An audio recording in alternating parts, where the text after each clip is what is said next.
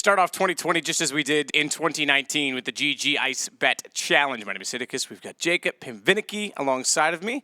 And this one is a little bit different. Last year, we were at the convention the entire time. This year, we start actually in the same place that we started the major for Face It 2 years ago, in the Twickenham area of London. And we've increased the teams. Last year it was 8. They were in an octagon in the middle of a floor. Wasn't quite like Connor. It was a little longer than a 40-second match. But that's the bomb timer, and there's 8 teams this year to drop a bomb on the event. Yeah, I think it's going to be a great one. We have some interesting prospects coming into it. Obviously, Navi with a roster change coming into this tournament, being dare I say, favorites, you know, the best player in the world potentially at this tournament in Symbol. We have the new matchup against ENCE and the guys from OG, you know, Alexi B, he got booted off that team ever since. It hasn't been looking too good for ENCE, but now they're going to go toe-to-toe against each other in the very first match. How about Alexi B as well? I mean, the poor guy, removed from ENCE and then, you know, moved across. Things haven't been going the best for him there. Both those teams, I think, struggled since his roster change. And ENCE certainly is a team that has been struggling to find form. They went from being I shouldn't say exactly a year ago, but 10 months ago, having the dream run at the major, being the apple of everyone's eye, the darling child of Counter-Strike, to like public enemy #1, and what a battle for them to try and get back into contention. Yeah, it's been super rough for them lately. Luckily, there's somebody to take over for that, and that's Mousesports, who we are also going to see at this tournament. I believe they're currently ranked #3 in the world. Nobody really expected that coming into that one, but that's a very strong team as well. They're going into this group, you know, going up against a team like Mad Lions. A Danish roster, right? We don't know that much about them, but the past three or 4 months, they've been making really moves. Hunden was saying for a while that he was planning on being a top 10 team by the end of this year, and you know, we've heard a lot from Hunden over the years, and it's hard to say, oh, I trust that guy's word. But we also saw them, a similar roster, play at the V4 event last year, as we did with the previous Virtus.pro, and they actually won that event. But now it's the former Avantgarde that's in that homestead. This will be, I think, only like their 3rd event, because that kind of happened just before Christmas. Maybe even 2nd event, because that happened actually for Epicenter, which was their home event, the organization's home event, and then now we're into the new year. So there was a big break period, but yeah, don't forget that's who's there. And then as you saw, GodSent here, an organization we don't often see anymore. They've disappeared for a while. Now they're back. So big changes. In fact, I saw Devil walk in the lobby last night. I had to do a double take. I haven't seen that guy probably in maybe 2.5, 3 years. And when I was starting casting, he was at every event. I saw that guy everywhere. So it was kind of interesting. It was 3 a.m. I was jet lagged getting mac and cheese. He was going outside because they just finished going over strats or whatever, and then he was going to bed.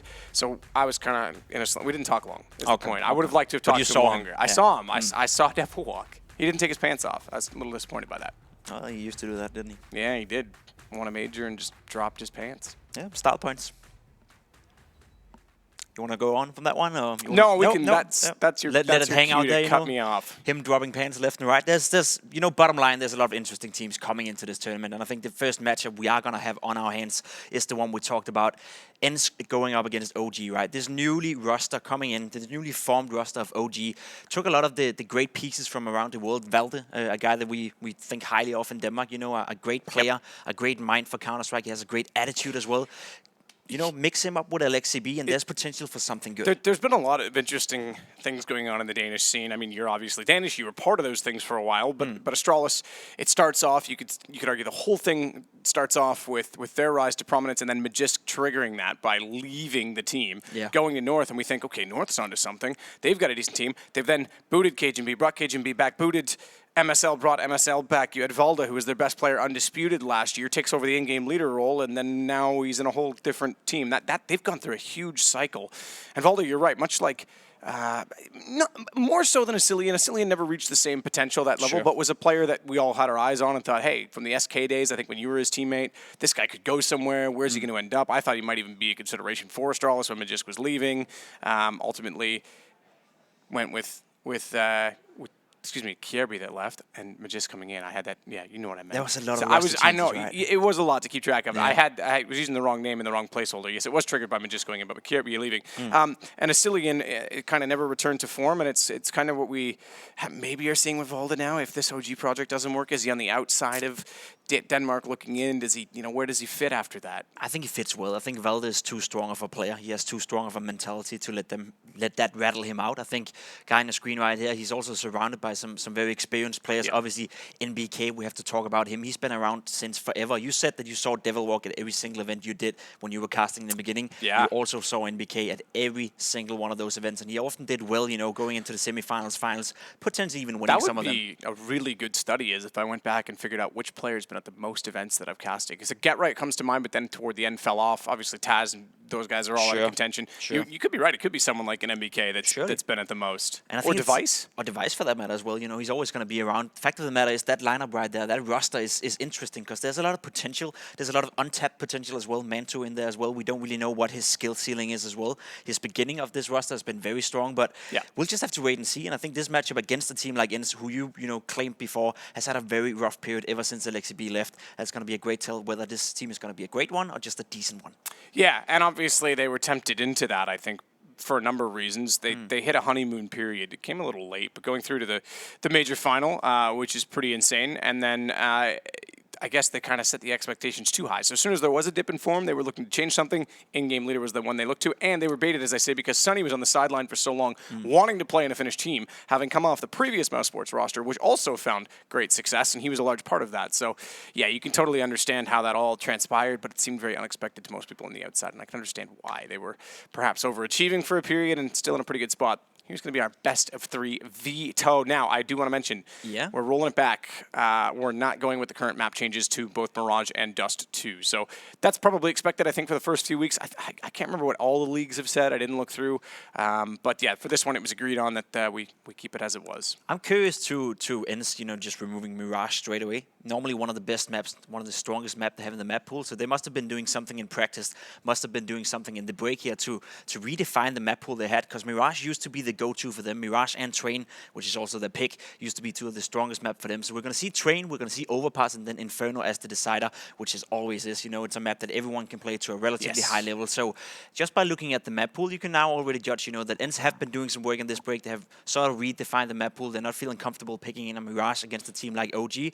Train, Overpass, to be expected, and as said, Inferno always going to be that third one decider. Yeah, I think that, if you look at the pool, Inferno is the best decider map right now. It's got the depth from pretty much every single team. Yeah, Mirage is another one that a lot of teams do play. Dust 2, everyone kind of knows it. Certainly there's some teams that are better than others on it. That's the case with every map, but it's got some different meta for a few teams and double up potential. But I'm curious to see, I suppose, how the changes do transpire, and more Vertigo. I think Sean made a good tweet that the weekly changes, and this is expected. I don't know why this seems like a revolution, but it's one of those things that once it's said, it makes more sense or is more apparent. But the lack of changes lately to Vertigo has allowed teams to start to actually develop a bit of a meta to the map because they can get used to it and create a flow, which is a good thing. Remember, we are still knifing for sides at this event. I do wish everyone would use the pick map, you pick side, I pick map, you pick side, and then knife for third, but they're going to knife for all 3 in this event. So Valda's going to try and 1v2 this so they can start out on the CT side. Yeah, that's probably not going to happen. We might actually. Never mind then. What was X7 doing? He's like, Alu, bro. We got a 1v2. We're both up here. Just I'm going to jump off the train. Good luck, buddy.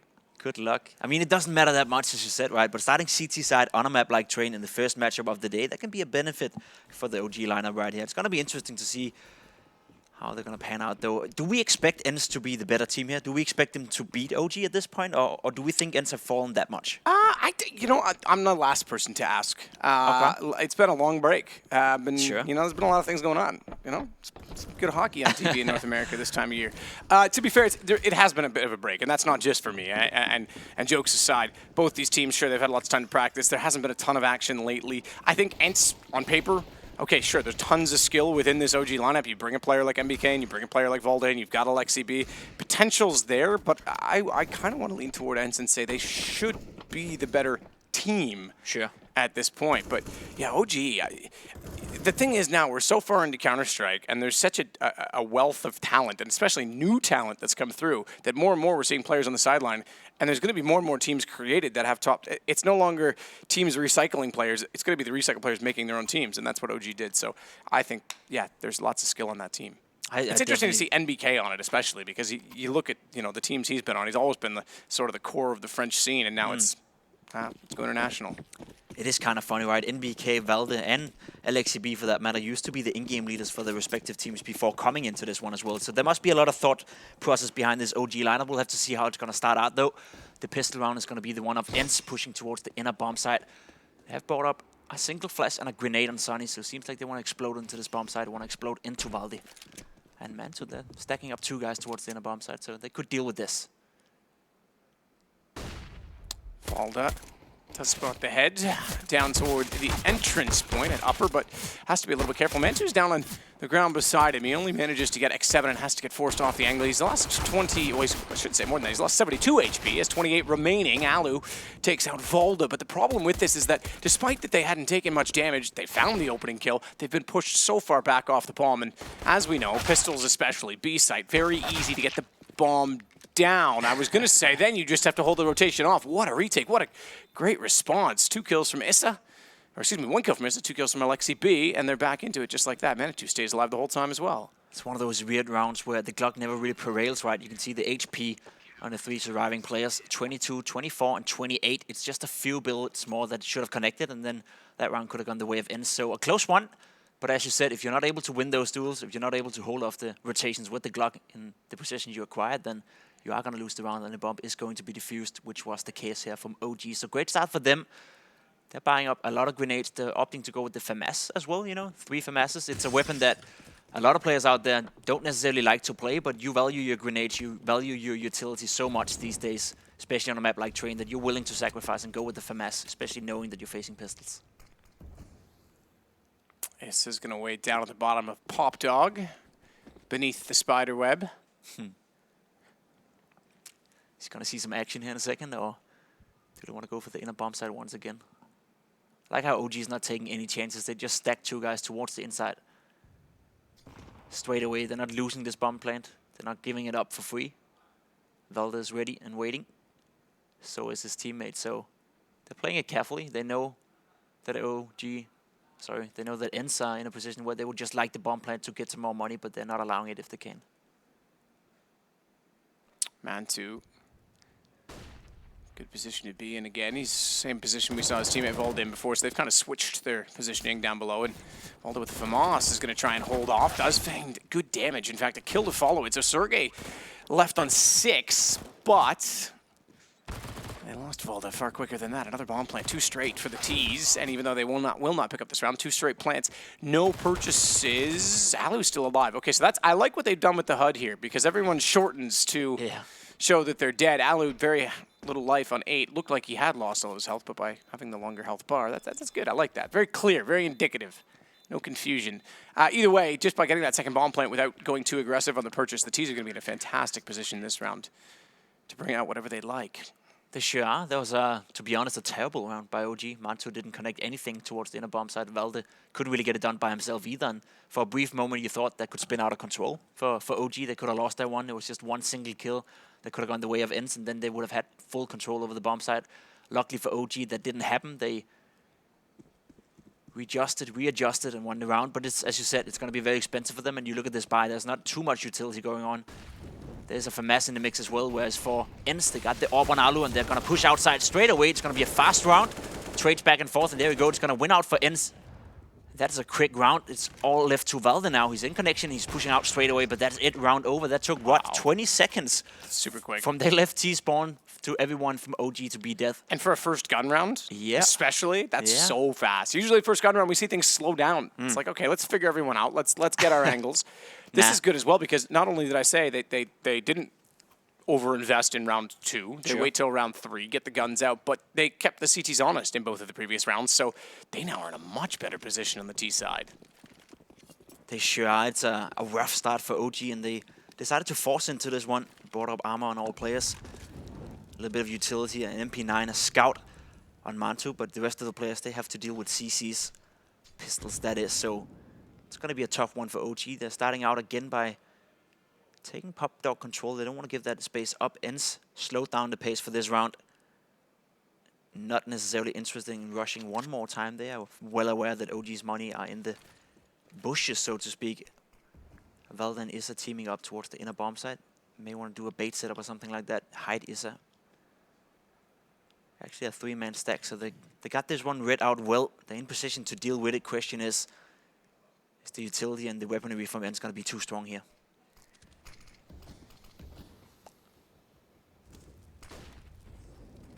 So with a quick peek, he can hear them. Backs off. No one watching upper. Sergey's able to walk out and just dispose of him. That was a decent position. Deagle, if he gets the headshot lineup when they come down the ramp, could have been punishing, but unfortunately no teammate to back him up, and they read that well. Alexi B on the flank has caught off X7, but that's going to bring Alu out with an AWP, I might add, up close. He finds the kill, and it's NBK left in a 1-on-2. Alu and Aerial. Scout to work with. Oof, work with well. He'll find Alu. Scout to take down the AWP. 17 seconds left on the bomb. He's going to get aggressive. Unfortunately, not aware that MBK was so close. He thought he could smoke it off potentially. I think that was actually a flash, excuse me. And it's 2-2, but a 1-on-1 considering the force buy from OG. Unfortunately, the force buy does leave them with little weaponry again. Maybe even perhaps none, because they're around the 2K mark, and it's only going to be a second round loss bonus. It's been a bit of a messy start to this game. It's been going back and forth, obviously, as the scoreline reflects as well, but also the rounds.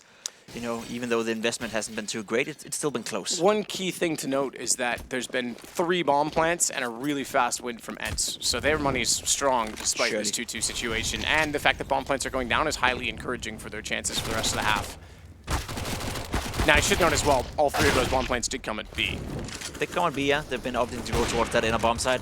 Now, once again, they're picking up the pace towards outside. They know they're facing just pistols, no investment coming in from the OG boys, and it's just a shooting gallery at this point for ENCE, going up 3-2, another fast round. And as you said, you know, if we want to keep with this money train, surviving 4 players in a round like that, that's going to build up a bank, that's going to build up economy, and that is a start that ENCE can definitely work with here.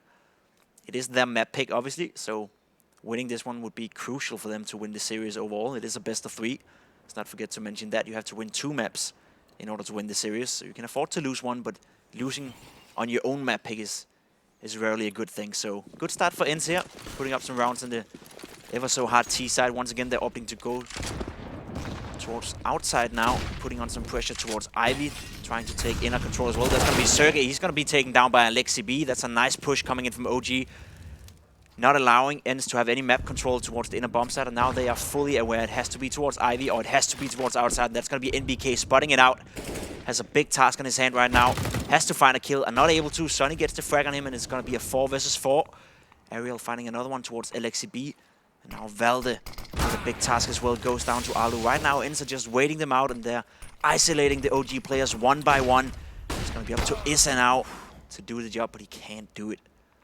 Keep in mind as well that obviously OG is a lineup and an organization. This is their first time playing ENCE, but Alexi B will want to send a message to his old team. X7 to put the bomb down this time in the yards outside. Just Mantu left. He's the least known player on this OG lineup. Obviously, we have Dignitas as well that has returned essentially to NIP, including Faflaren as the coach. I'm surprised Faflaren was in on that. I get it. I mean, I totally do. I'm excited. Don't get me wrong, but he's had such a stable life over in the U.S. for so long, and now he's going to try and hit the road again with the boys. So with the boys, that'll be good times. But they've even brought in a newer player. There usually is one player that, when these teams get put together, they try and pull out of the, I suppose, the rankings of younger players, and that's Mantu on this particular lineup. Whereas Issa, Valda, MBK, Alexa, we've seen them before. We've seen them before, yeah. As you were right, and Mantu is the big question mark, I feel. We saw him in the very first tournament. I believe that was the Summit in Los Angeles, where he did super, super well. I don't think anyone expected him to be playing at such a high level. He was the best performing player for that lineup, and I think that's a great sign coming into the future for OG, because as you said, we know what Valda stands for. We know what Issa can do. We obviously know what MBK is, and Alexi B has the potential to be a great in-game leader. So the big X factor for this lineup, the player that could take him to the higher level, I feel, would have to be Mantu. And so far, he's been doing fine. He's been doing well, but he has to deliver on a consistent basis if you want to be the star player of a somewhat star-struck lineup. So it was a great start for him, but he has to find that once more. Great nade coming in towards X7. He's actually getting taken down by Issa. Once again, the pistol does damage straight away. Alu. Pallets to try and find an off angle. Issa looked like he might be able to spot him with the deagle. He does, but he's low. and easily disposed of by the AWP. That said, he did put a shot into Alice, and he gets weakened down to 35 now as a second tag will arrive in his direction, slowly picking apart the AWP. The problem being that both of those players that did so are now gone. It leaves us with just Valda and Mantu, and Valda makes no mistakes to at least get the first kill on a Deagle. That was a nice shot by Valda. He decides to fall back, leaving it up to Mantu who had to do the job. He finds the first one, spots out the second one, takes some damage, but gets away with his life intact. And now it's going to be this 2 versus 2, and Valda already made the rotation towards Pop Dog. That could be a problem for ENCE. And look at this, Alu is probably not aware that's going to be the case here. Valda unfortunately went down Pop Dog, but he should be able to hear. And there you go, he get the information. He heard Alu. Probably able to tell his teammate that this could be towards Pop Dog, and he's going to find a kill right here, if I'm not mistaken. There's going to be Aerial going down in just a second. There we go, there we have it. It's going to be left up to Alu, and Mantu is already on the inside. They read this completely, and Alu, he's going to go down as well. That's going to be it, round over. Wow, OG what a turn. making the pistol works, right? And that's all by the informational play coming in from Valda right there. He got all the info. That was a 4-on-2. Yep. That's a huge turnaround. That's super impressive. I say 4-on-2, yeah. I mean, ENCE got the opener, but then those Mantu and Valda did everything. Picked up the guns, started with the headshot Deagle we saw toward Ivy. That's spectacular. And you're right, what a read to get back over toward B. They were a little bit indecisive from ENCE as well. They should have just acted on it. When you're 4 versus 2, you group up and you attack a bomb site together. You don't walk out one by one, which was the case here. So it's a mistake made by them, and unfortunately this time around it cost them dearly. Smoke down towards the A main entrance. Bomb in the hands of Alu is going to go back toward the brown halls for now. X7, meanwhile, out toward Ivy. Will run boost Sunny across with the smoke already down. Didn't see much above it, but he gets over and onto the guardrail to at least have a different angle without being spotted.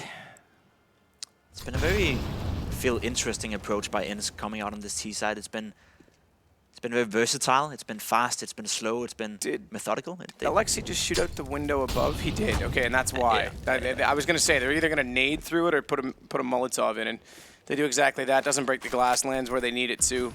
I was thinking more nades because Molotov you can get away from. Okay, it doesn't take damage, but a nade you wouldn't hear the window get broken, and therefore, as they stack on top of it, you could get damage in without the, I suppose, the warning to get away.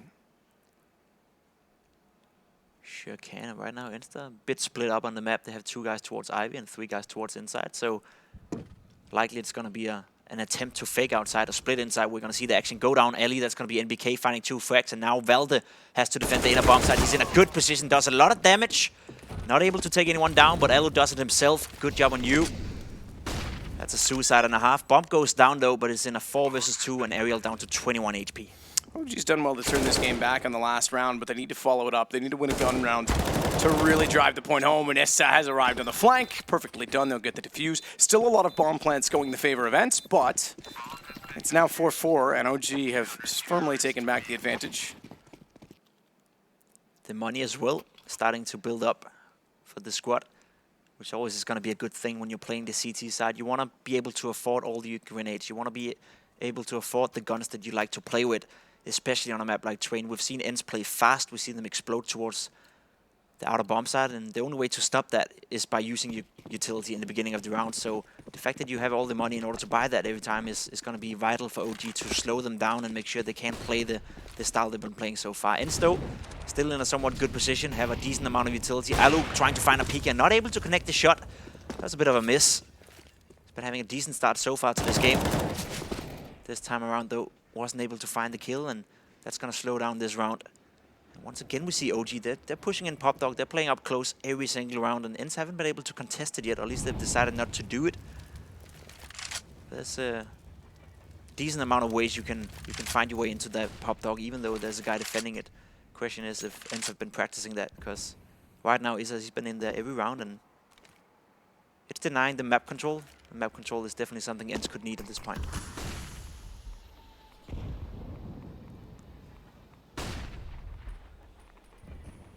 NBK will slide up top of the train.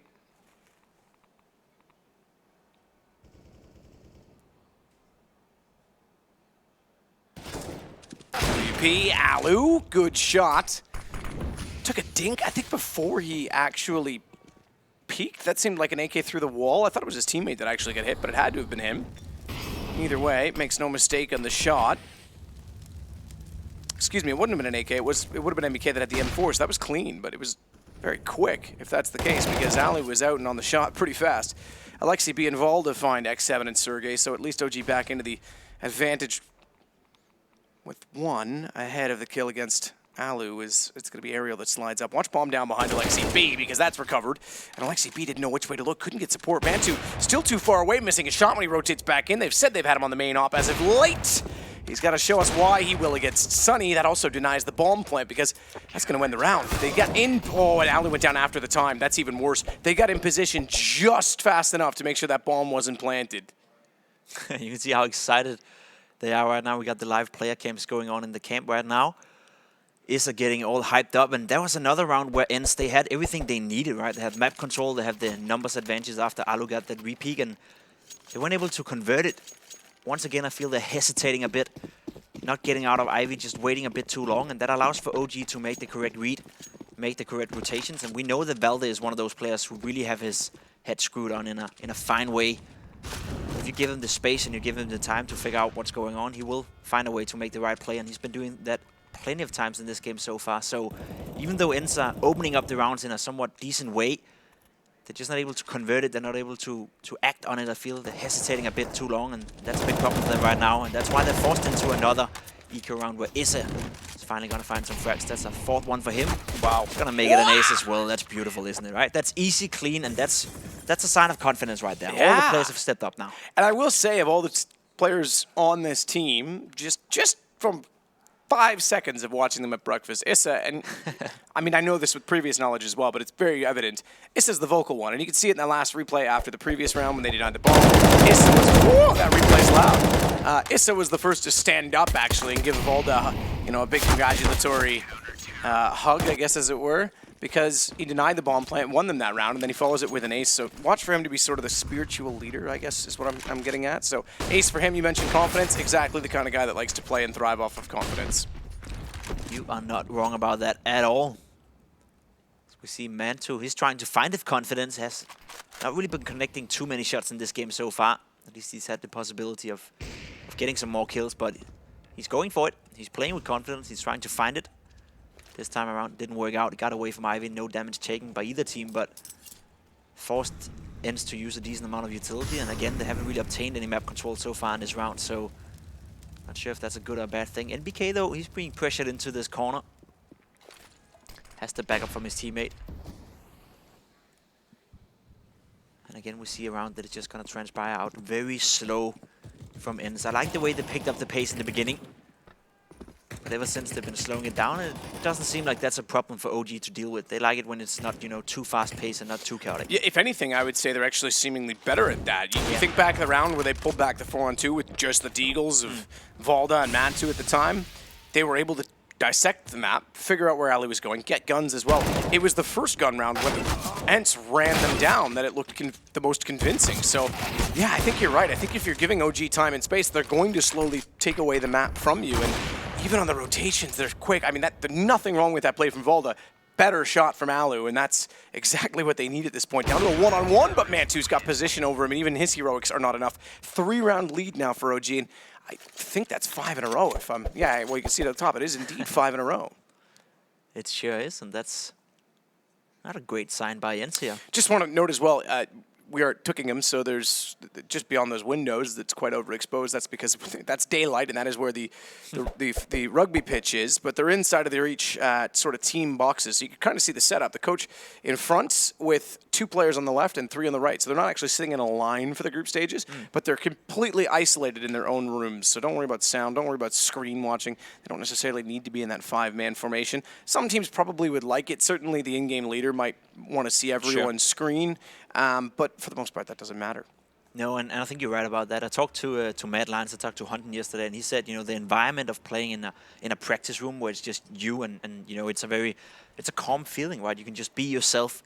You're not sitting on a stage. You're not sitting in a big studio or anything like that. You're just sitting in your own practice environment. And that's always going to be preferred by the players. That's and this is kind of a moot point because these guys are used to being at LANs and in those environments, but it's the most similar when you're in a practice room to being sort of at home and having your own space, because they can use that space aside from just the games. They can have it for practice. They can be on those computers just to muck about on social media, whatever the case may be in between games. So they are going to be very comfortable at those seats. NBK, first kill, but he has to deal with the fact that Valda's been lost to Sunny, who tries to go through the smoke, and AlexiB finds him on just the USP, switching over, having depleted his ammo in the M4. That means Sergey's on the rotation.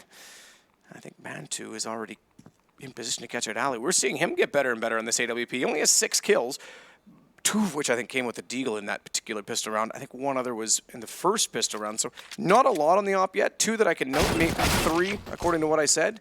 But he seems to be getting some rotational position on his enemies until Alu completely throws that off. And now with the AWP picked up, takes down MBK. Real chance they can steal this round back on a rotation. Oh, they found the diffuser, but a second too late. Bomb gone, and OG pick up the round. That was a close one right there. It almost slipped out of the hands of OG. I like the approach from ENCE, putting on a lot of pressure towards outside.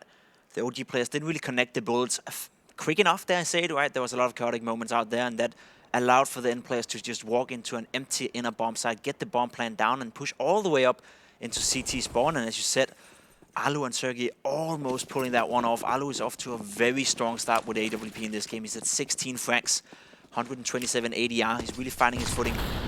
Hasn't really resulted in too many rounds won, which is a problem for ENCE, obviously, because that is how you win the game. But it's good to see him playing well, and that bounced well for the second half as well. Now Mantu pushed up towards inner bomb side. He gets a flash, but he connects the bullet anyway. Aerial goes down. That's a nice play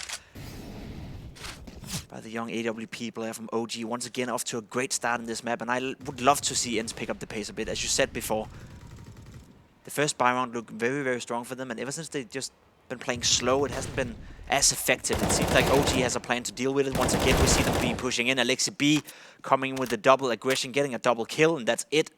Sonny goes down as well, and now you're in a 2 versus 5, and there's practically no way you should be able to win this round. That is, unless Valda decides to push up. That was a little bit premature. He didn't need to do that.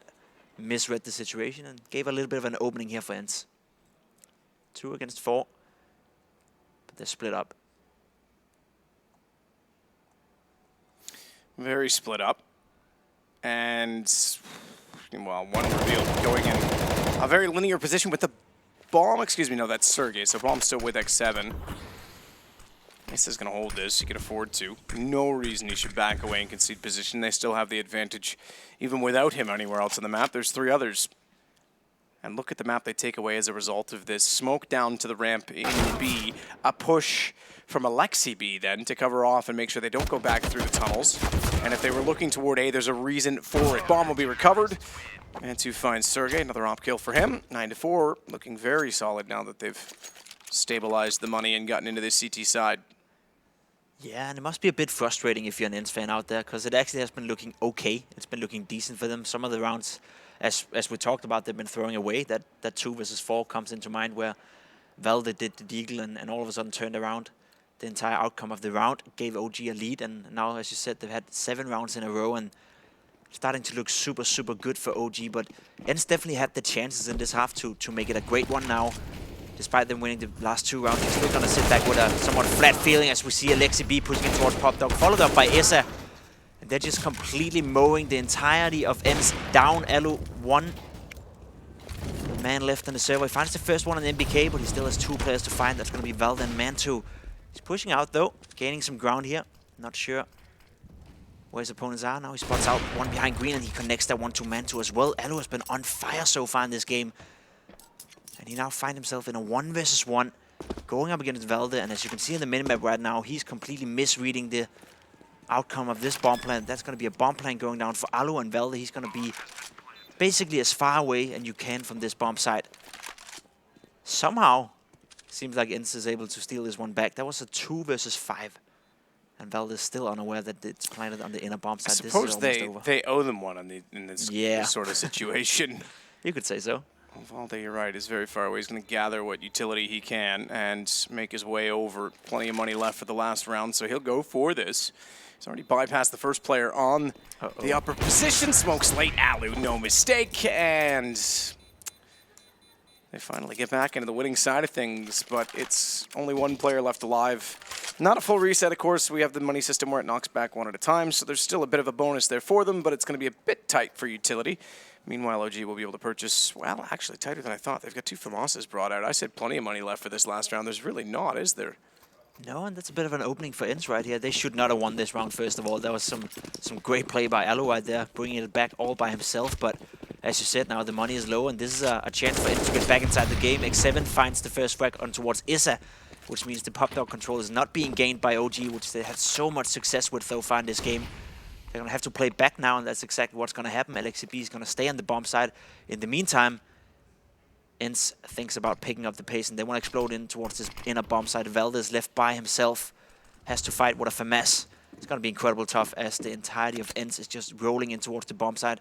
Valdez hasn't been spotted out yet, but not able to get a frag, and leaves it up to LXCB here, trying to get something done. Not able to get that one connected either. Sergey takes him down, and that's it. Round should effectively be over. Both of them are stuck inside the connector right now, behind a Molotov. Last round of the first half, so despite us being somewhat critical towards ENCE, saying they're not really capitalizing off the chances, they still get away with 6 rounds on the T side on a map like Train. It's not too bad, is it? Not bad at all. 9-6. They'll pick up 2 at the end to complement the 4 they had at the start of the half, but it's OG that still have the lead. I think Train's pretty even. What the knocking? Can you get the door? You don't like that? I mean, I locked Henry on a roof once, but maybe we should let him in this time. Maybe you should tell more about that. Yeah, we were in an apartment in Cologne. Mm-hmm. There was a lovely apartment. I can't remember which game company it was, but basically he was out of town, and we weren't happy with our accommodations while we were there for Pro League, and we switched to living there for the rest of our duration. And it was a lovely spot. Had like 3 balconies, and one of them was on the roof. And we went up to show someone that was over for drinks or social, whatever, the roof. And I went back in. I noticed Henry wasn't up there anymore, and I shut the door, and that was that. Turns out he actually went around the corner to where the fire exit was. I shut the door. We went downstairs. After about 20 minutes, we went, "Where's Henry?" And he had to climb down the fire escape to the main road in sweats and a tank top, no shoes, and then walk down the main street and come back up. And he was pretty pissed when he got back up there. Yeah, you don't understand why. Well, you know, it's kind of funny, actually. It's an honest mistake, I guess. It was. I thought we just assumed he was in the bathroom or something. Right, you know, we'll find him. And, yeah, no, he was not overly pleased with us on that one. Well, that happens. Yeah. Yeah, it's just the busiest street in Cologne, too. No big deal, you know? No big deal. Walking down there looking like a rag. Don't you always, though? Well, I always do, but...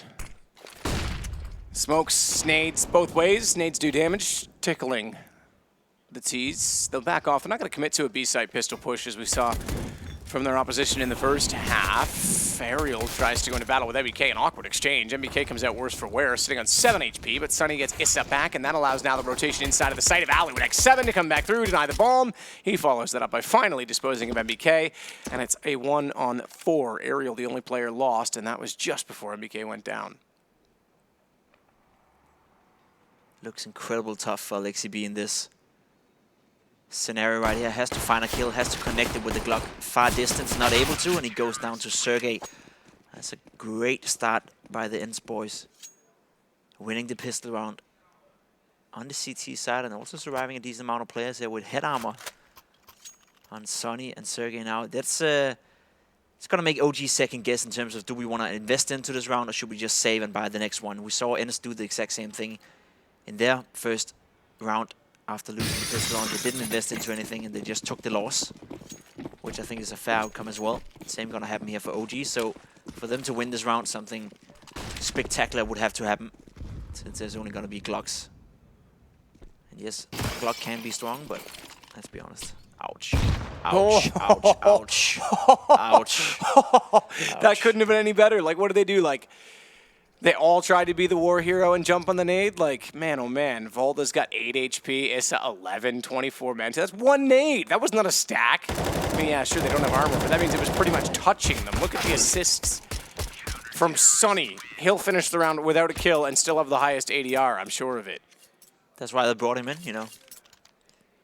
Great with the nades, great with the assist, doing the damage. That was a nice nade right there, but again, a round where OG didn't invest anything into it. Sergey, he had a real easy task ahead of him right there. Basically just had to touch him and then fall for him. So good for him to tank some confidence. That is, you know, after all, the star player, dare I say it, of ENCE, you know, that is the guy with the biggest potential, together with Sonny and Alu, obviously, but that is the youngster. As you can see on the screen, there is currently going on. ENCE are the favorites to win the map, according to the GG bet.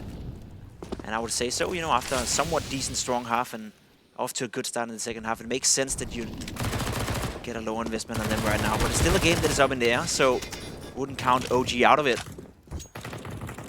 Especially not considering that they got off to a good start in this round, dealing a lot of damage towards Sonny. He's only on an MP9, SMG on aerial, FAMAS on X7. It's somewhat a bonus round for ENCE right here. They didn't invest fully into it. They just kept the guns from the previous round, so definitely room to be worked with here for OG. But they're starting out slow, not like ENCE. They decided to rush in the very first buy round. This time around, though, we see OG with a different approach, making sure to take map control slow and steady, and that's something X7 want to contest with this FAMAS. He's pushing all the way into main, and he spots him out, and that could be a kill towards NBK. Decides to fall back, though, not willing to take the fight up front, and there we go. Map control has been restored for OG. That's a nice shot by X7. A nice little pre-fire onto NBK. That's gonna hurt. Ouch.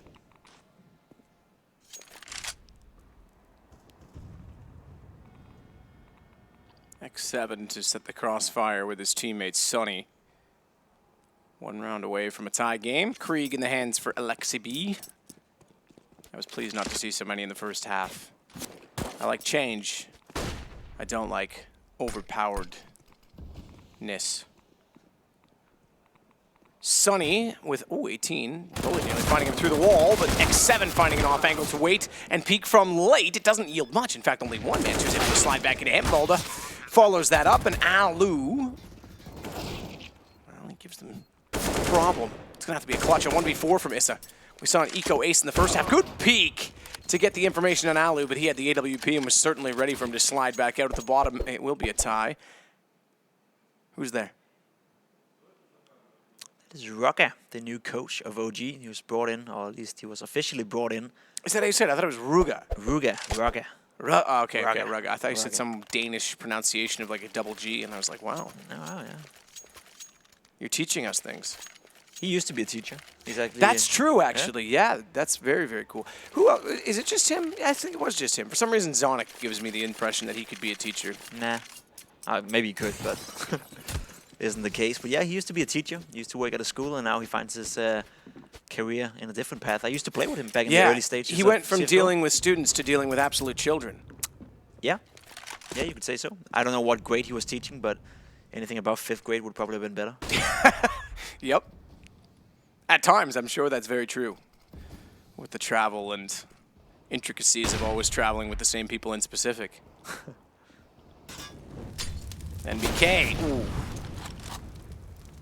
Took damage as he crossed over. Thought he was in a reasonable position to do some in return. Couldn't. Does thankfully back out as soon as he did. If he was in the door frame rather than behind it, he probably would have gone down to that nade because it still put him on 27 HP. I think he had 55 beforehand. Sure would. It's a bit of a funny buy coming in from OG, right? They just brought up to the point where they can invest fully into the next round, but they still have a decent amount of utility into this one to at least try to deal some damage onto this guy. Alu not connecting that shot. Maybe that could be the opening. They're not acting on it though, just gaining control over in a bomb site. He throws down a Molotov to try to fake out some utility, and that actually works out fine now. Alu is wasting a lot of his utility. Takes some damage from the Molotov as well. And now that nade right there, that could be a good one if he decides to throw it. He didn't though. Falls back and he wants to place this as defensively as he can. He's going to see some action right here in just a second. Smoke comes down. He connects a shot while being blind through the smoke. Not taking the second one, but that's going to be a good nade, dealing a lot of damage. It's going to make it so much easier for Sergey to push up from heaven right here and close out the round. And that's exactly where this is heading. Despite taking some damage, still does a lot of damage himself, and that's it. The players go down one by one, and it's all up to Val. They can't get it done. No kills on the board, and another solid round from ENCE, surviving all 5 players, which means their bank is going to be looking super, super strong and super good after this one. And that is important because it's still a relatively close game. OG, they got the bomb plant. They'll be able to invest whatever they want to into the next round. So we're going to see 2 strong teams with a lot of money in their hands, buying up some big guns, going toe-to-toe against each other. But I believe for the first time in this game, we have ENCE in a leading position, 10-9 on the CT side of Train. It's their own map pick, as we also did declare that you would like to win your own map pick in a best-of-3 series. That's always a good start. I'd like to win every map at a best-of-3 series personally, but yes, yeah, you're absolutely right. Have you ever won a best-of-3 series in your life? Have you ever played one? Well, you've not specified that it's specifically that you were talking about the video game known as Counter-Strike Global Offensive. Sure. Yes, I have in another game. So there you go. What game is that? COD 4, obviously. Let's talk about the glory days of esports, all right? 2008, online games only. Nerve 3 LAN, about all there was. Wasn't old enough to attend. So, yeah, you know, just let me... Actually, I was old enough. I was just too poor. Can you be a support player in Call of Duty? Utility-wise, yes. And if like you were like a medic or something. Well, no, but if you were, this is before all the perks. If you were like like a rifle on certain maps, like Crash, you would hold angles and let your SMGs go to work. You were kind of supporting in that sense, but not per se. No. Okay. It's kind of like the same myth as can you be a support player in Counter-Strike? Exactly. Let's see.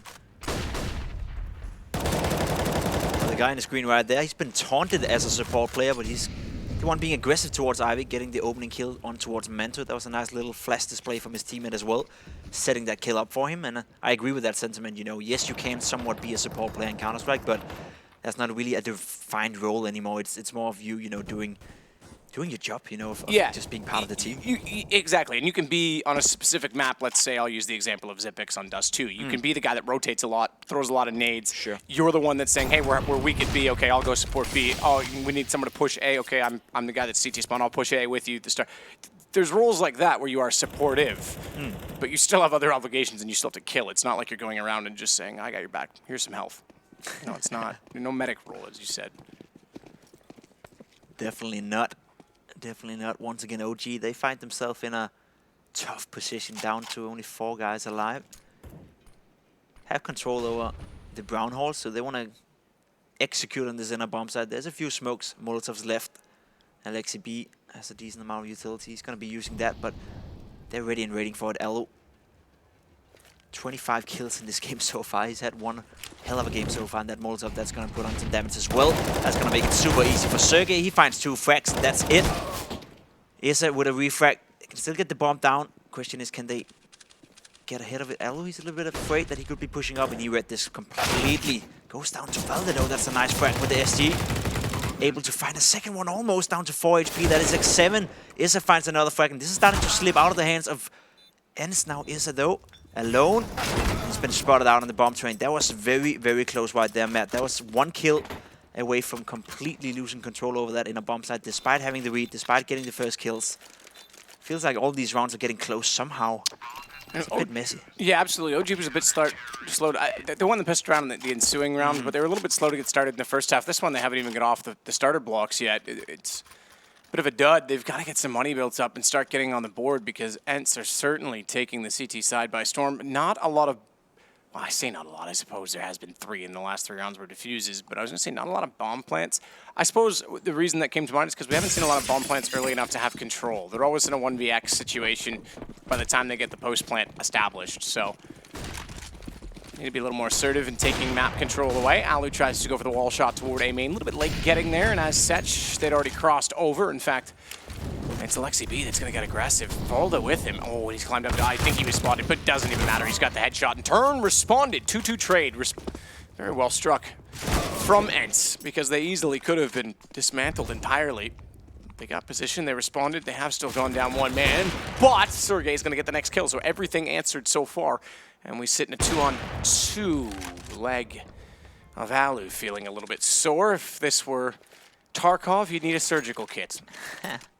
Thank God it's not. Hey, come on.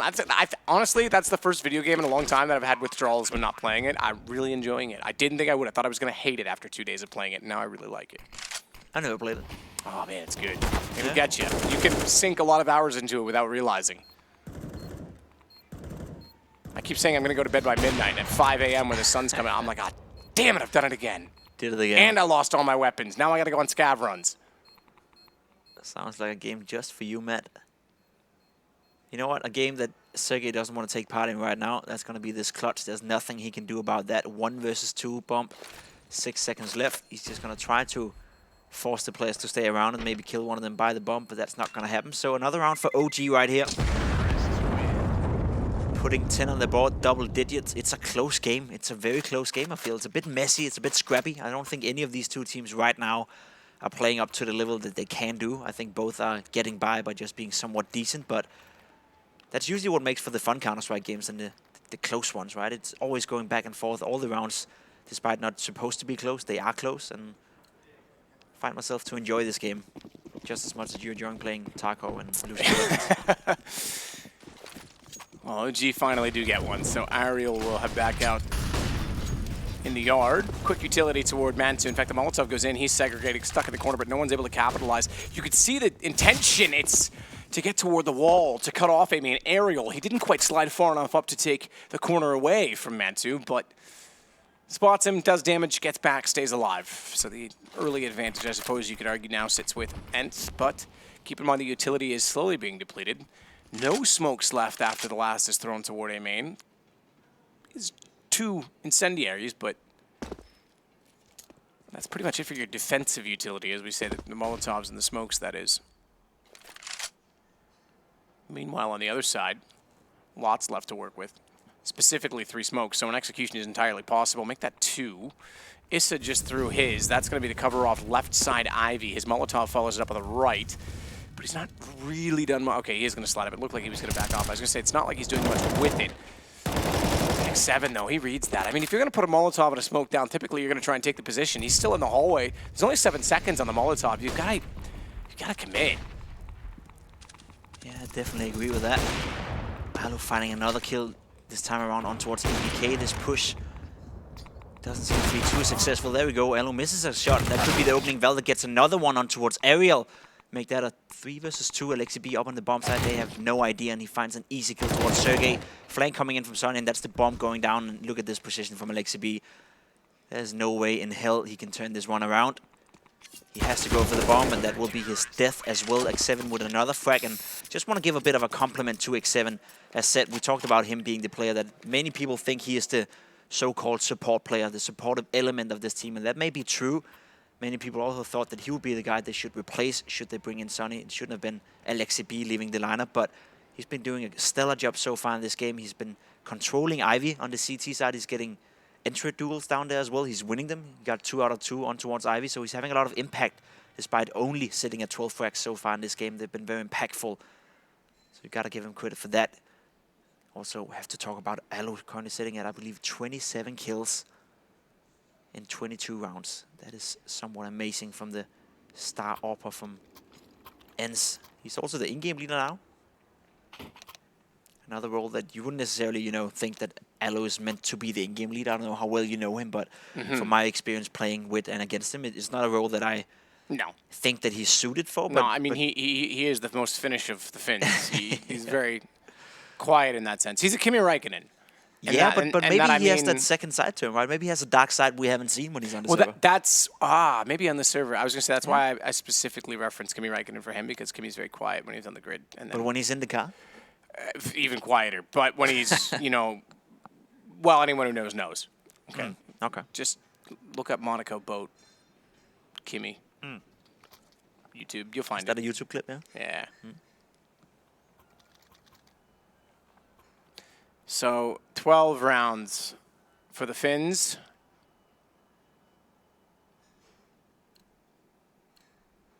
We'll get the timeout out of the way. Alu, AWP, back toward the Z connector. You can expect he'll be going for the wall shot again. And a little bit late. Oh, I take it back. He goes for the straight shot. He makes contact with Alexi B, who gets in. But Ariel also jumped in front of him, so he's down to 54 as well. Call it a trade. Alu doing all the damage. Alexi B, though, gotta be so careful. A nade going in as well puts him onto just 24 already. And he had a smoke down behind him. He's going to try and creep the wall towards Sandwich, so he is deeper in the site than you'd expect. And I think Sonny, okay, he might have, yeah, is that a nade? I didn't see what he pulled out. It might have been flash. Okay. I was going to say, if he reads that there's a nade or a Molotov in position at that point and he covers that corner, Alexi's almost done for at that point. especially because you've also got X7 back toward Ivy. They can quick pick that angle. They're going to rotate off to B. Now it's actually Alexi that gets on the lurk, and he's so quickly towards Sandwich, he could catch off the rotations. We'll put that top left, because Volda, meanwhile, inside of the site has to deal with Alu. Bomb down. Flank is going to be everything at this point. 3-on-3. NBK just waits to make sure they don't push up, and in doing so, he ensures his teammate that they will still be in his clutches when he arrives. He finds the first MP5 to note. Second one goes to Mantu. Never mind the flank. Alu's got nowhere to go. It's a 1-on-2. He's got one. Needs to slide in. He's got the Krieg. He knows exactly where MBK was, and Alu again. Does he have time? No. No kit. So he has to back away, and unfortunately, he can't clutch a second 1-on-3. And is he going to get out? I think he will. He's got enough. 37 HP, 4 kills, not quite the ace, but the round to OG. That was a nice round coming in from OG. I definitely bit my mark in a little detail. They didn't have a lot of utility going on into that round. At 1 minute and 25 seconds left, they were left with just a Molotov, a smoke, and a flash. But they used that Molotov to fake that they didn't have inside control. They were sitting 3 guys towards the ramp, getting ready to explode down towards the inner bomb site. Then they had a teammate who threw a Molotov in towards heaven as they were taking control over that inner hall section. So made ENCE second guess a bit. Maybe they weren't really aware for them just to push down. So that was a little bit of a fake Molotov, so to speak. Some of the mind games going on in the game of Counter-Strike. So a nice little detail that I saw, and you should appreciate, because I think it actually helped them to push down towards this inner bomb site and get control over it. Sergey was not really in a good position this time around, though. He gets away, not taking a lot of damage. But once again, as I said, this game is so close that even though ENCE have been able to win a lot of the remaining rounds on the CT side, they're still left with no money whatsoever into this one. Sergey with just a deagle, he has to defend this bomb site by himself. That's going to be tough. Aerial goes down to Issa as well. Sergey finds a frag. That's a nice shot with the deagle, but that's it. It's not going to be enough, though. Bomb will go down. Alexi B trying to stay alive here. Gets tagged with a scout down to 17 HP, but now the bomb has been planted, and OG in somewhat decent positions to deal with this. It's going to be an incredible tough retake, unless Alu can find something. Finds the first frag with AWP. But that's going to be it. Good hold on the side. Alu, again, he's left with very little to work with. OG. He's at 33 frags. That's 24 ridiculous. rounds into the game. It actually catches me out to say that, because it's not like I've been saying his name a ton or been blown away. I mean, yeah, he's had a few clutches, had 4 kills in the last round, had the 1-on-3 to win a round, but his early round impact hasn't been, I suppose, that remarkable, but he's just going about business very effectively over the course of the rounds. Alexi B surviving with 1 HP and picking up the AK-47. Got what he came for, and there we go. Game has been tied up, 12-12. OG definitely in it. That was a good round to win for them. They also, slowly but surely, start to build up somewhat an economy right now. Still only 1 loss away from getting that one screwed, but ENCE again, you know, they're forced to just save this round. They have Alu with the AWP, and that's about it. Deagle on towards Sergey, a CC in the hands of Aerial, but it has to be Alu. They need to get the job done in this round if they want to have any chance of winning this one. Otherwise, we could see OG regain the lead in this game. It's been back and forth throughout the entire game, and by the looks of it right now, OG are the ones in control.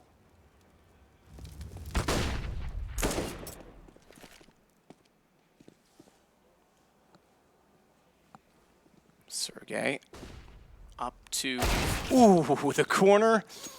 At B, he'll take out Alexi B. Good headshot with the deagle. He was very quick to get away as well. They couldn't even chase him down. A bit hesitant to do so, and it's a kill for the limited weapons events. Couldn't pick up a gun, obviously, for it. Had to get out, but 4 AKs remain. There's still the AWP for Alu, which can be a factor if these guns can find any more. That's why Sergey didn't try and spam into the smoke, but tries to just be silent and slip back toward the tanker, cover off reverse B. In fact, I take that back. He's going to get more aggressive, but they lost the AWP. Sergey does still find another. Knows there's more. A third on the deagle, and suddenly these pistols look menacing as Sergey finds a 4th. That very much to do with Sonny's contribution. He could find an ace on an anti-eco, or rather an eco, I should say. Look, it's been a while. Volda gets the bomb down. That's their saving grace. Has the AK-47. Aerial's gone forward to find the AWP, and Sergey's going to stick with the deagle at this point in time. Volda's going to play the long game, though. Rotate away from the bomb. And this could be very hard to read, because he's not playing a traditional angle. They're on it. They've got a kit. He's not read this at all. He's outplayed himself. He's gone too far from it, thinking they would hesitate to try and find him. And that's that. Aerial with the defuse. 4 amazing kills from the Deagle, I have to say. The first one was swift. The second one was smart. The third was, I suppose, just reacting off information. Fourth, he owes it to Manitou. But either way, put himself in the perfect position each time.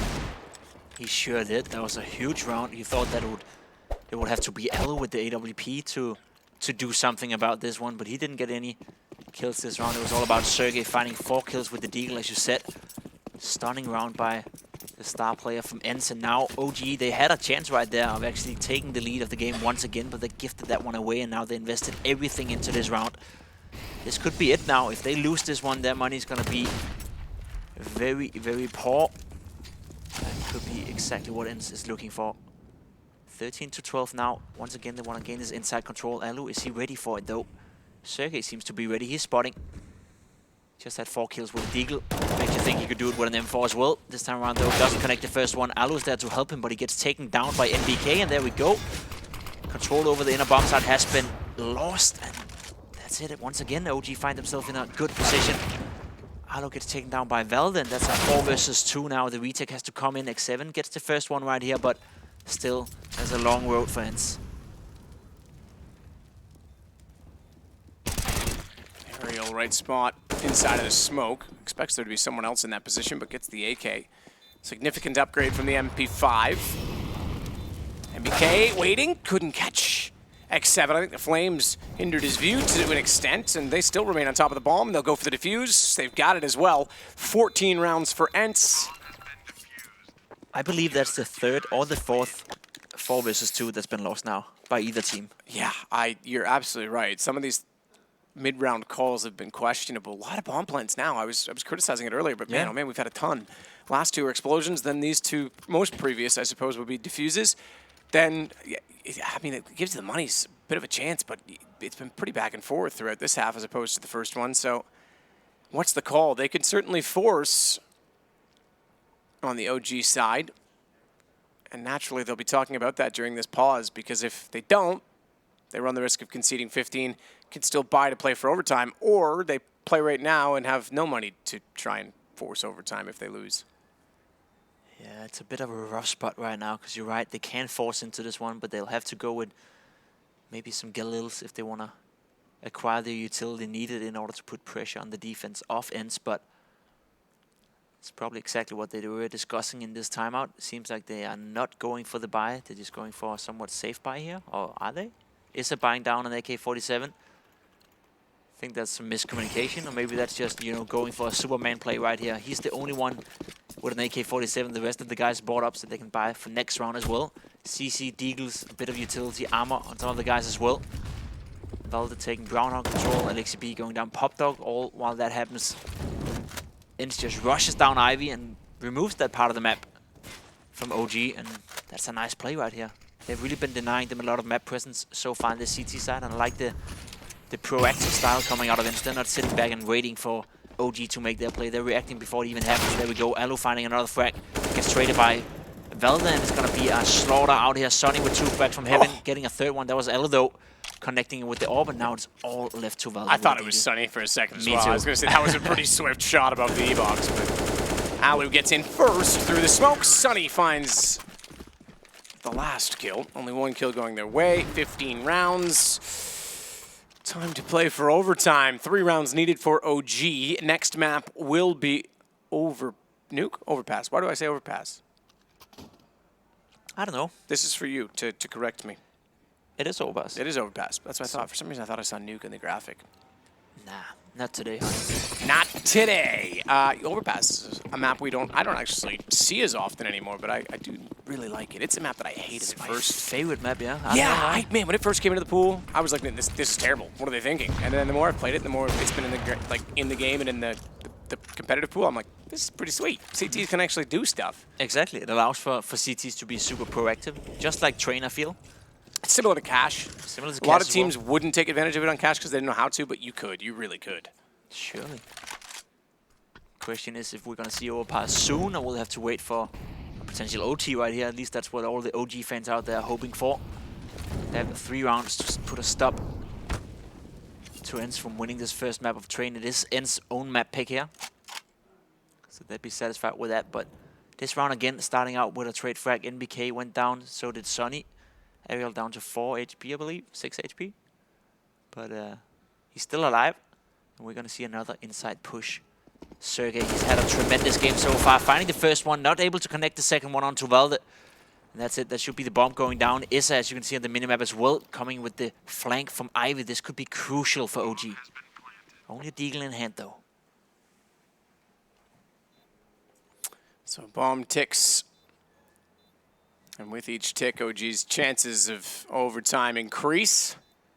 Good shot from Mantu. X7, the one to drop. Issa, I was going to say on the flank. They're not even going to know because he doesn't even have to shoot the first one. He was about to line up the shot, and Valde got it instead. That left him inconspicuously in the back line, and now we've got 2 more rounds for OG before we get a lot more rounds in this game. Yeah, I think we have to see ENCE save in this one. They don't really have the money in order to force up Ariel, Sonny, X7 all low on cash, so they're playing it conservative, buying up some deagles, buying some utility, but making sure that they have all the money they need for the next round. Arlo as well, 4,200, so he's gonna be able to afford the AWP and all the utility he wants. So a chance gifted to OG right here. Now we've seen Sergey be super effective with the deagle on the inner bomb side before. Question is if they want to contest that once again. It seems like they want to. Mantu jumping down. He's gonna hold the rotation. Connecting towards Ariel as well. That's a nice shot. Alu coming in with a big flank here, getting 1 kill, almost a second one on towards Valde. In the meantime, Sergey went down. Alu finding another one. Not able to get Alexi B though. So stabilizing a bit here for OG. And they decide to abandon the bomb side. That's a wise move. NBK and Issa have already pushed up towards our side, so this bomb plank can go down. Nobody from ENCE can stop that, and was a bit of a chaotic round right here. Seemed like it would slip out of the hands of OG, but somehow managed to stabilize and get the bomb down and are now in prime positions to take this one to 15-14. Couldn't get any much closer, can it? At this point, it's all about see if they can maybe get away with this AK, bring it into the next round. That'll be nice for Sonny. I think we're still living in a time where the AK is preferred over the M4, or even the AUG for that matter as well, so at least they can get that going for them. Whereas for OG, of course, still have plenty of money if all 3 players survive. There shouldn't be any problem forcing into the next round, getting all the utility. Wow, that AK picked up by Sonny certainly helps a lot in the ENCE side, because last round, no matter what, go all in, man. Put your chips on the table. It's the first day of an independent Britain today. Jacob, how do you feel? I couldn't care less. Okay, fair enough. I was going to say it feels very different. The air tastes... actually, I'm not going to say better or worse, because like, I'm not going to give opinionated. It's no different for me right now. But yeah, just an interesting note. I was here during the referendum and during the day that it went through, so they might ban me soon. Mantu gets Alu back, having found Valde just before that. Means we're dead level until MBK finds X7. Molotov down behind the train, bomb train that is. Sonny's going to rotate around to bottom ladder of control room. So he'll cover off the wall entering from Ivy.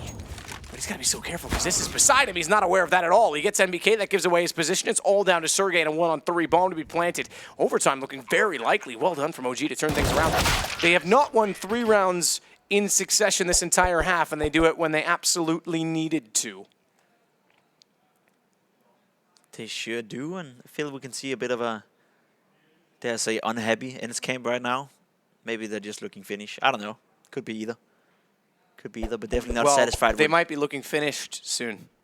If I had a drum roll, I'd play it, but... We've got the knock on the door. That's close enough. Yeah, I guess that works out for you. But we get into OT. I don't know. I didn't expect that to happen. I think ENCE were in somewhat fine control of that CT side. Yes, as we have mentioned a few times, it's been back and forth. It's been maybe a bit lackluster in terms of the cleanness of the rounds. You know, there's been a lot of 4 versus 2 runs and stuff like that. You see the bets as well coming up on your screen. Still favored towards ENCE, but it's getting much closer. Much closer right now. They get to start on the CT side in OT right here. Elo has somewhat slowed down. Was off to a strong start, but hasn't really found that much impact as of lately. That said, he's still at 39 kills in this game. Setting up a flash for X7 right here, but they don't want to act on it. Just waiting out for each other, playing a game of chicken down towards Ivy. Good Molotov. Lucky for Ariel, he was actually already on the retreat, so they won't be able to do all of this. A second Molotov to lock him in, some flashes down below, and try and actually take the fight to him. Because it would have been a lot more flames to run through had he stuck around a little bit longer. X7, meanwhile, continues to check toward Ivy, and soon we'll have company. Mantu actually already wide side peeking with the AWP. They'll get toward the server. Deep smoke. Issa slides up. X7 still wants a piece of this. Without the Molotov down, he's not sure of the commitment, and he can't exactly counter flash with a smoke in his face. But a nade will work, and he sprays in to find Issa as well. Now the Molotov and smoke goes down. He has to sit back. They are halfway up the hallway this time, so cannot counter flash. Doesn't matter. They've rotated off of it. They're going to go back toward A main instead. They have at least pulled the aggro from the CTs that direction. Opens up a lot to work with at the front of the site. And Valda, he takes perfect advantage of that. Great execution from OG. Picked the defense apart despite that X7 got one in return. And Ariel's only good to trade. And then be traded as Valda comes back out from A main. So a 3-on-2 and a bomb plants. 37 seconds to defend that bomb as Alu works his way back in. He's pre-scoped, no noise to be made. Misses a shot, however. But Mantu makes up for it, going the other direction. Alexi closes out the round. It's 15-16. OG take the lead 4 in a row now for them. Yeah, it's starting to slip out of the hands of ENCE right now. I don't know exactly what it is they're doing wrong, but I think OG right now is pacing themselves super, super well. You saw the game of chicken towards Ivy in the beginning of the round. None of the teams are overextending, and I think that was, you know, some of the stuff that happened in the beginning of this game, that OG were a little bit, you know, eager to get back into the game. They took a lot of duels they didn't necessarily have to take, and now they found somewhat of a balance where they're pacing themselves. They're not overextending, they're staying together, and they've had a lot of success moving in towards this inner bomb side fast as well, and it seems like that's exactly what they're going to do one more time here, making sure there's going to be no presence in Brown Hall from the ENCE players. Sergey, ever since that 4-kill with the Deagle, he hasn't had a lot of impact as well. It's been a tough one for him. It is a super tough bomb site to defend as well, and now he's going to see a lot of action. Alu is there to help him though, but he could be caught off with the timing right here. And there we go, he's blind, and Sergey is left by himself. Gets the first one, not able to connect the second one, and Alu not hitting that one either. Despite sitting at 39 frags in this game, I feel we see him miss a lot as well, so there's been potential for even more now. Find themselves in a 4 versus 4. They have to retake this inner bomb site. They've done it before. It's going to be tough. It's tough, but not impossible. Valda, he's removed by X7. ENCE looking to get back in the winning column. Like shot Alu. Alu has to jump away with 15 HP. I think he's... Mantu was expecting him to be further down on the spool, so he caught his shin bone, but does make up for it to find Sunny. He's gonna go through the flames. It's up, but he's too late. Defuse already happened. Good Molotov to keep the T's away from the action, and Mantu keeps himself alive, at least getting Ariel at the end of the round. It's overtime, not the end of the world. I say that, he only has 750 left, so I think he dropped a gun over. I was gonna say he should have way more money left than that, but 16-16. Another successful retake on the inner bomb side. It's been the case so far in this game, even though that they've been down 2 against 4, even though a 4 versus 4 retake on the inner bomb side untrained sometimes is a bit of a big task. It seems like ENCE have that part of the game under control at the very least. Making it 16-16 and all even Steven once more. 16-16 in a game that has been going back and forth throughout the entire time this time around. OG decides to play it relatively slow, just making sure they get map control. As said, don't want to take any fights prematurely. Brown Hall control have been acquired as well by player number 9 on your minimap. NBK in towards T main. Leaves ENCE in a position where they don't really know what to do, if they should fall back and play it defensively, or they should go for some aggression and maybe take back some of that map control OG has acquired. Seems like they're opting for the second thing right here, going back and not really playing too aggressively. Once again, Sergey, he's going to be put under a lot of pressure. Sonny tries to walk in towards Team N. He's going to find NBK. That's another opening kill for him. Alu not connecting that one either. And once again, OG with a great opening into this round.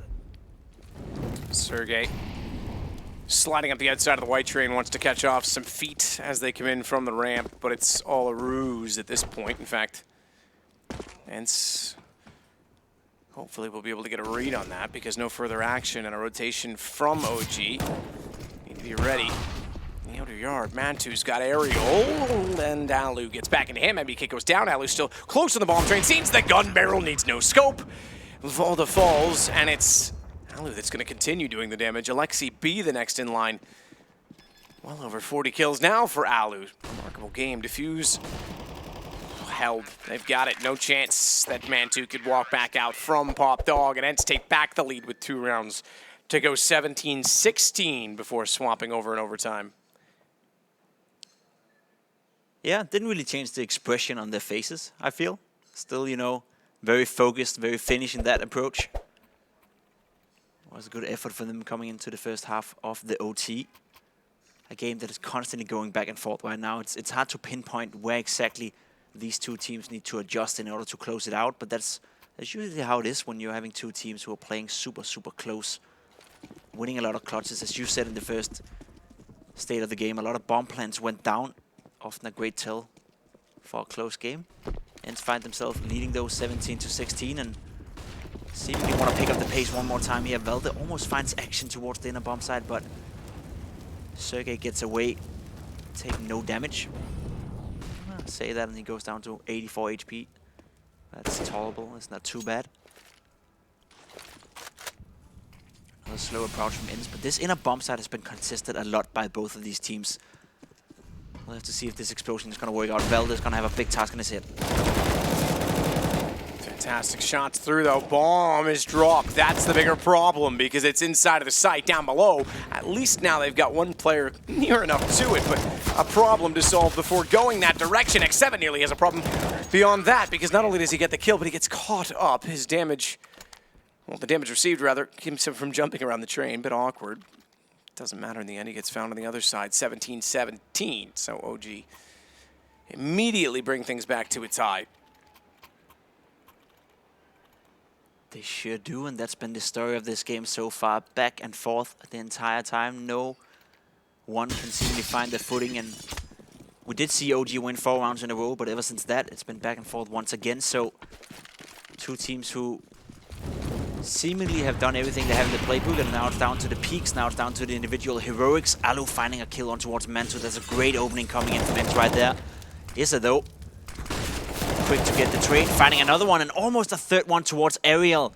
Puts him down to 26 HP, and now a 3 versus 3 situation. Alexi B finds the kill on towards Ariel with a grenade. It was looking so good for ENCE, but it's looking so dire right now, and there we go, round over. It's a bit chaotic right now. It's hard to follow all the action because it's all over the place, and maybe that was the point from ENCE. Maybe they wanted to force it into a fist fight. They wanted to get it into one of those chaotic round situations, but it didn't work out for them, and now we have match point for OG, I believe, for the first time in this series as well. Let's not forget, ENCE had 3 on their CT side. They couldn't convert any of them, missed all 3 opportunities, and now OG find themselves with one single one. Win this one, you win the first map, which is the pick of ENCE, lose it, and we go into overtime number 2.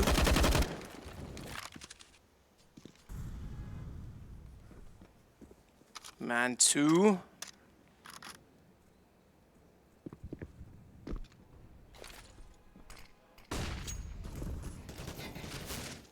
Sits to watch down the Ivy position with MBK on his right side. The right-hand man. Deep smoke. 3 players committed as well, so it is worth keeping our eye on this part of the map despite the doll action so far, but it's all a setup, and this is rather aggressive. Mantu's going to boost up MBK at server. AWP for him. They've got to be careful. This smoke's due to... Oh, that's a problem. That smoke's due to dissipate, but they've heard that. They knew the Molotov made contact, and he was up close. Now they know there's 2 because it's a boost. So where and how does Mantu get away? Well, he does. He gets stacked down the hall and through the smoke before they can counter peek instead. So even trade, all things considered, and MBK knew he had to get aggressive. Issa. Company, another trade. He gets Ariel sergej, the response. Alexi nades in, knows they're close. Smoke as well, that could have been costly because X7 started to move forward. If he'd gone to the left, he would have had a gun at the ready. He does have a deagle now, looks for him, can't find him in the left. Excuse me, on the right, therefore he has to be on the left. AK still to work with, but he can't get it drawn in time, and sergej capitalizes on that. Leave this round wide open. 2-on-2, 14 seconds left. Bomb getting nearer to the site, but Valda might have just cracked it because Sergey down. Alu not able to get a plant in fast enough. Say that. Found one. That's all he gets. 19-17. OG. Pretty solid in the end to pick up the round and the win. Turn things around. Remember, they almost had that taken away from them in regulation. So huge comeback in some ways from them to get into overtime. Yeah, 3 match point not really converted by ENCE in this one. It was a game back and forth throughout the entirety, right? There was a lot of clutches, a lot of bomb plants. It was a, dare I say, scrappy game of Counter-Strike, but it is the first game of the tournament, first game after the break for these two teams, so I guess somewhat to be expected. And Alu dropped, I think, 42, 43. I saw 40 last time I looked, but I think there's a few more. And they don't pick up the win. I mean, that's frustrating if you're him. It's their own map pick as well, right? Yeah, absolutely. Overpass comes up next. We take a commercial break. When we get back from that, you're going to catch an interview that was recorded with NBK. We'll see you after that.